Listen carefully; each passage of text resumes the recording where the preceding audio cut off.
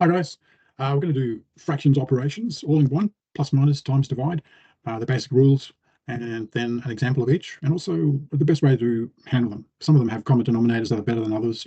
If you use the default one, it's more work, and it's good to know both ways where you can find the best denominator for the work. And also you're going to be able to cancel and chop chop when you're multiplying fractions. All right, enjoy. Hi guys. All right, let's go for the rules. Rule number one, A over B plus C over B equals A plus C over B. It's just like there's A bananas plus C bananas, that's A plus C bananas. So same denominator is easy when you're adding.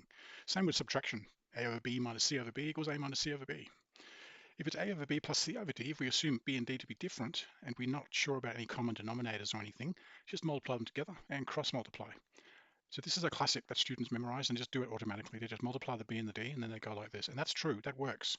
But unfortunately, it can leave the fraction with common denominators. You have to cancel later, but it still works. Multiplication, and I'll show you an example later of how to do that with common denominators too. Multiply across top and bottom for multiplication, that's easy. Division, you convert it to a multiply by going invert and multiply. So you switch the right sign to a times and you flip it. And that's it. These are the basic sort of rules.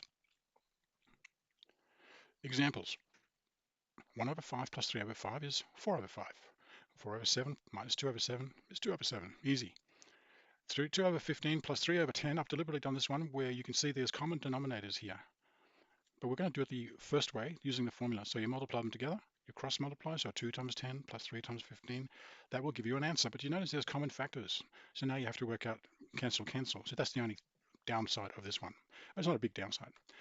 If you want to do it properly, the lowest common multiple of 10 and 15 is 30. 30 is the smallest number that both 10 and 15 go into. So you convert them into 30ths. You multiply top and bottom of this one by 2. That gives you 30 on the bottom and 4 on the top. Multiply this by 3 to get 30 on the bottom. Therefore, 3 times 3 is 9. And you get the same answer. So the LCM was 30. That's the key part there. All right. All right, let's get on to multiplication and division. 4 over 5 times 3 over 8. Just 4 times 3 on top, 5 times 8 on the bottom, and simplify.